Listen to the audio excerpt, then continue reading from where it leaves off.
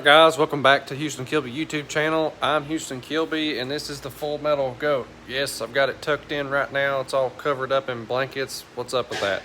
Well, we were supposed to be at Streetcar Takeover this weekend and that didn't happen.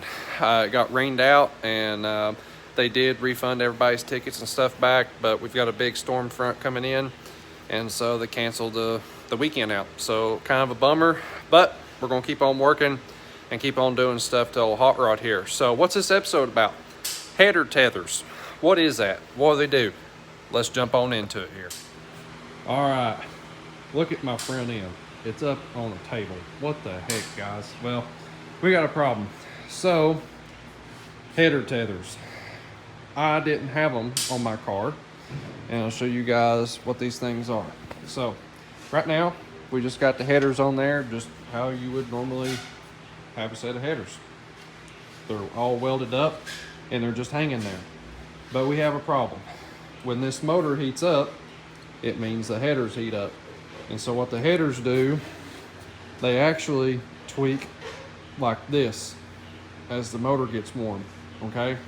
And now that they have cooled off, they've actually settled and they're kind of tweaked like this. So what that means is the headers are rubbing on my fenders.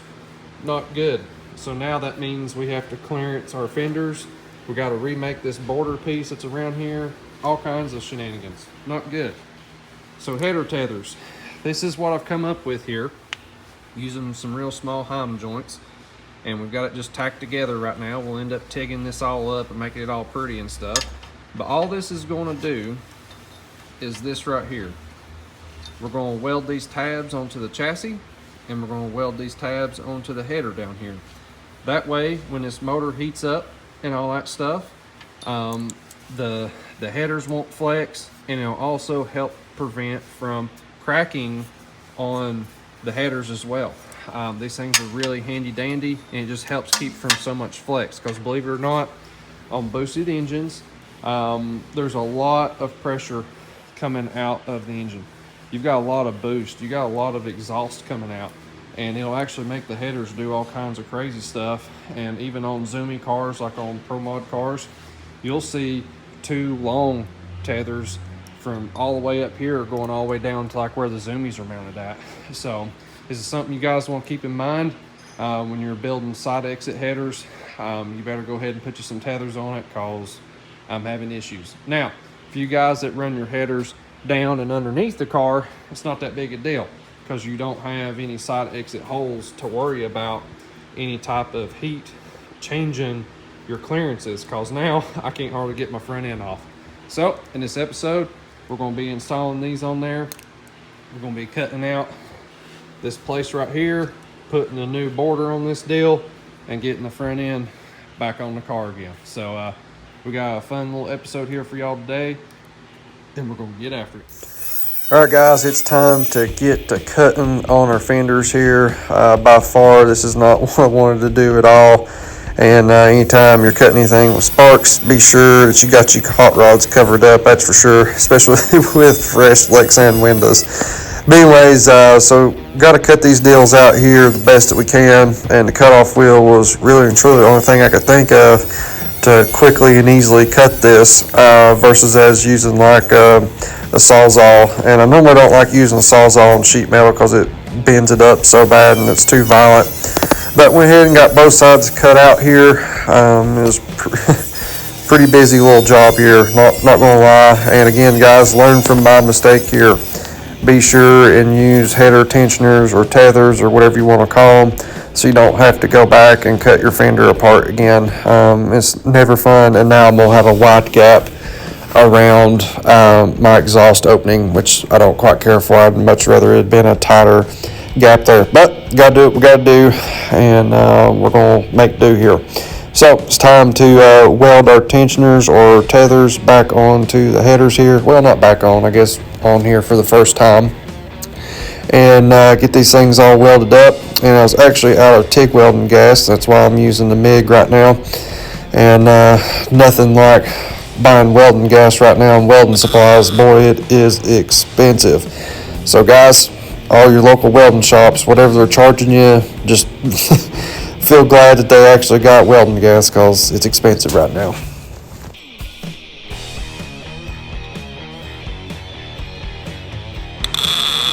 All right, guys, so we got our header tensioners on there. I'm going to take the headers off so I can weld on the back side and also weld on the back side of this bracket here. They're tacked on real good, so they won't come off, but I can't get to it where it's at right there. So we got that to do, both sides, and TIG weld up these bars here. Me and Blaine went and actually got some gas today, and I'll show you guys how much gas costs for argon right now, so you guys can get an idea how much this crap costs to build stuff yourself. So the other thing, as you guys can see here in the floor, I'm working on the front end alignment, and also been working on the camber and stuff with this thing. It was all messed up really bad, and this is the first time I've ever tried to line the car up, so working on that. And we're going to keep on going here, getting some stuff done. So let's get after it here. I'm not going to do any how-tos on the front end alignment. This is the first time I've ever done it myself, so I'm learning here, guys. So let's get after it and get some stuff done.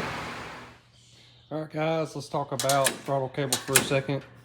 We just had to change this one out and just put a brand new one on it, and let's talk about why.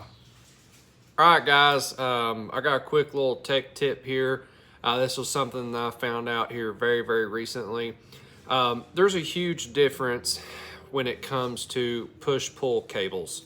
What I mean by that, a huge difference in brands. This is not normally something I ever harp on a company or anything like that, and I'm not doing that right now by no means. But what I wanted to do was make people aware of different qualities and then what you can expect out of the result of that. Okay, so this is what I was using for my throttle cable on the GTO. Okay, this is a throttle cable from Jegs. Again, this is a push-pull cable. Okay, and you can use these for your shifter. You can use these for like on and off fuel shut-offs and things like that. I mean, the uses are limitless. I mean, these things are used a lot for a lot of different things. But something I wanted to show you guys, and I didn't know there was a difference, okay? But most cheaper push-pull cables, if you bend them too much, what they'll do is they'll get kinked spots in them, and then they'll get really tight, okay? And sometimes this happens in shipping, and people just don't even know not to bend these too much, okay? So this one has a really bad spot in it, and I want to show y'all this. I know y'all can't feel it because I'm the one doing this, but I think you guys will be able to see it. So this thing is fully extended, and I'm going to push it in, okay? So I had to give it a little bit of gas there to make it happen, but there's like a tight spot right there, and then it'll come all the way out, all right? So I'm having to give this thing a pretty good amount of force to shut. Now let me show y'all a different company, and I'm not sponsored by these guys. They're not giving me anything for this, but I just want to show y'all a difference here, okay? This is a cable made by ProWorks, okay? You can buy these through Chassis Engineering, and that's who I got this one from, all right? Now I want to show y'all the difference here. See that? You can probably even hear it. And just look at this. See what I'm saying?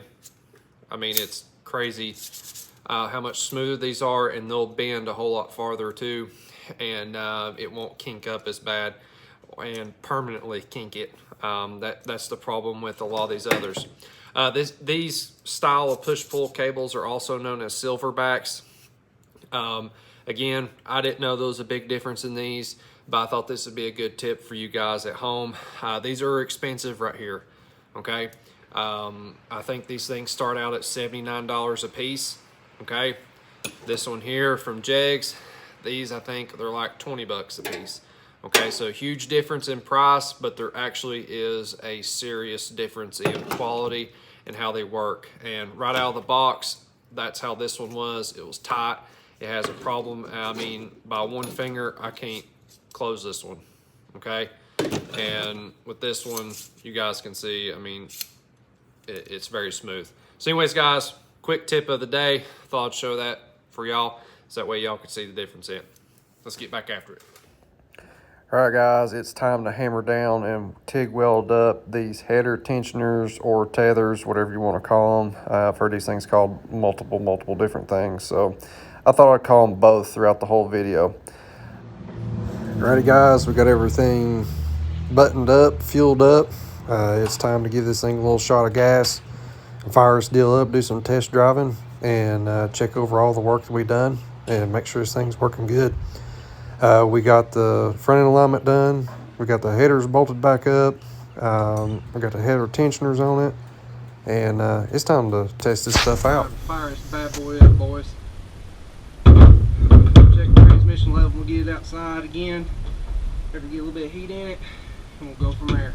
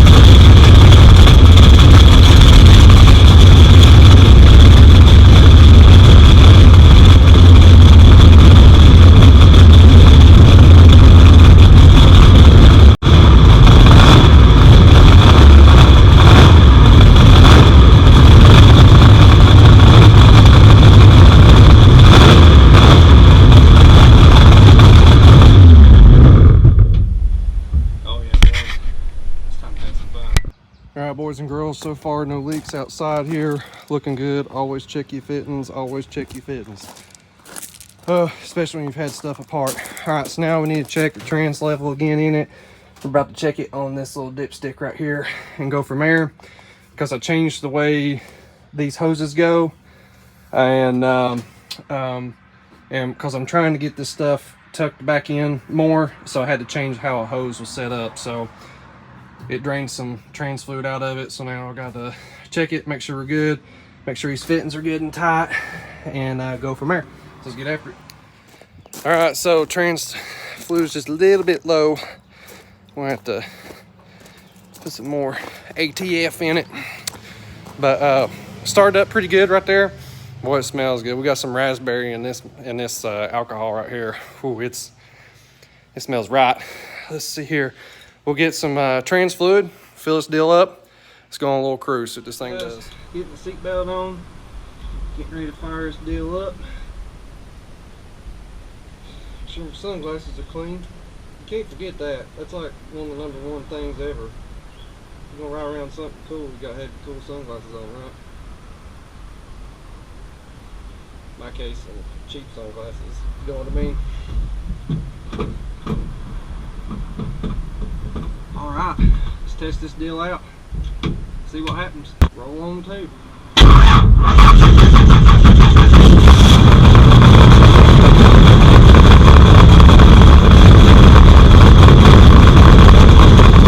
Alright guys, the fans are on, water pump's on, and let's have some fun. Sorry, my mic's not picking me up at all right here, so I'm going to have to voice over these parts. Sit back and enjoy, guys.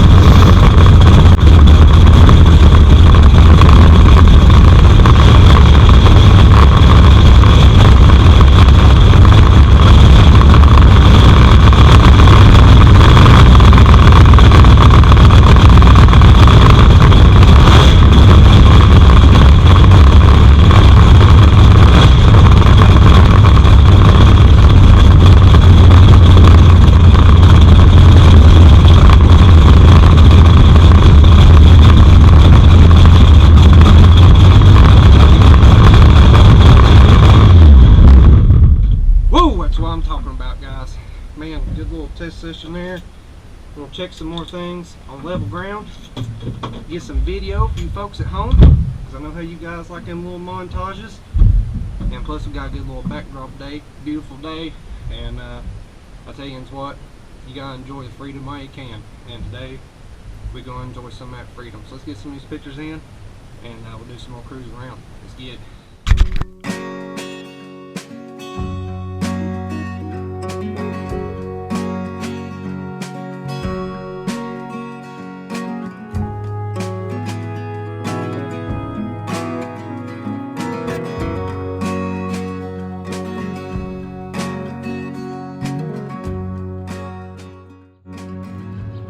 Alright guys, had to have a quick little talk here for a minute.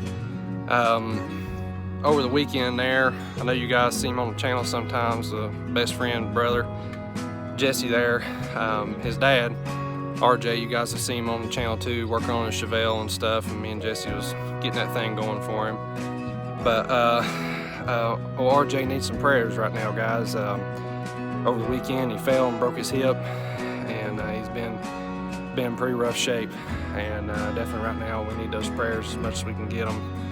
And I know it's a beautiful day today, and I wanted to come up here on the hill and stuff, got a beautiful backdrop, and when I wanted to post something yesterday about it, but I need to think about it for a minute, and I felt like, you know what, RJ, he watches these videos and stuff, and I know he's at the hospital right now, and I thought I'd do some cool footage for him to see while he's there, and we can see him ride around the hot rod. And RJ, brother, we're praying for you. We hope you got a speedy recovery there, and I can't wait to ride around with you again and cruise around these hot rods again. But RJ, we're praying for you, brother. All right, guys, get my seat belts back on, get the shades back on. Had to have a little moment there, looking at the beautiful backdrop we got here right now, and definitely had to give a big old prayer to RJ, Jesse's dad, and definitely a big shout out to them guys. You know, we're thinking about them right now during this hard time. We hope he has a speedy recovery for that broke hip and stuff. But old car's doing good. We'll get back on this thing here. We're going to check the transmission levels again, get back to the house there. Everything seems to be doing pretty good right now. So we're going to cruise around again here and have a good time with it, and be safe, enjoy ourselves, and it's a beautiful day, guys. Let's get back to it.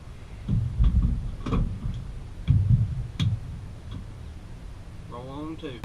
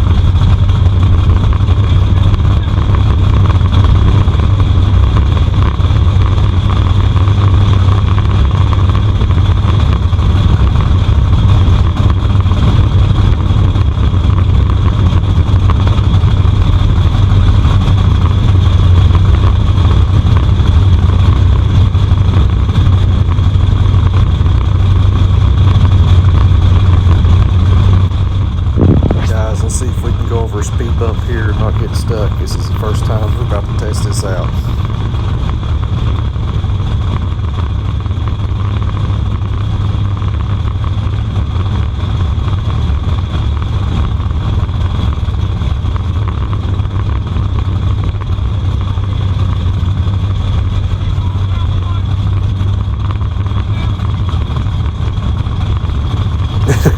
If you can't tell, we went over it very successfully and didn't drag nothing off. It was a good day.